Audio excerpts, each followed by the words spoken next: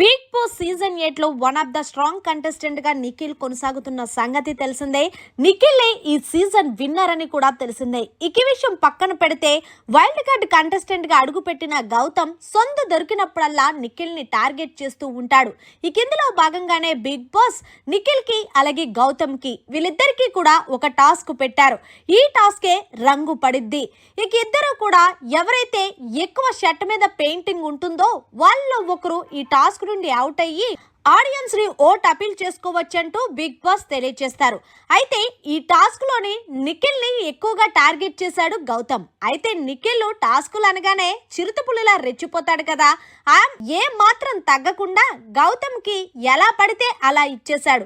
అయితే లైవ్ లో ఈ టాస్క్ జరుగుతుంది. గౌతమ్ ఏకంగా నిఖిల్ ని గోప మీద తన్నేశాడు.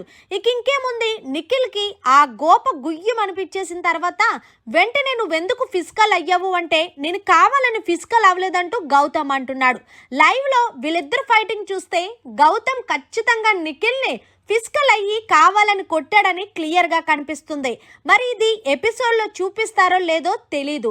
ఏదేమైనా సరే నిఖిల్ అయితే గనక గౌతమ్ ఎప్పుడైతే గోప్ మీద కొట్టాడో నిఖిల్ కూడా టాస్క్ లో పరంగా గౌతమ్ కి ఇచ్చుకున్నాడనే చెప్పాలి.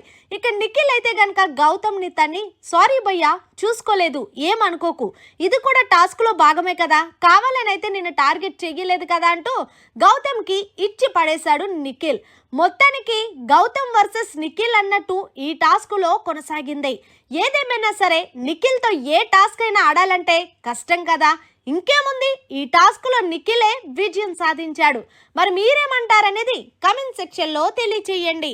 మరిన్ని లేటెస్ట్ లైవ్ అప్డేట్స్ కోసం చూస్తూనే ఉండండి మన ఛానల్.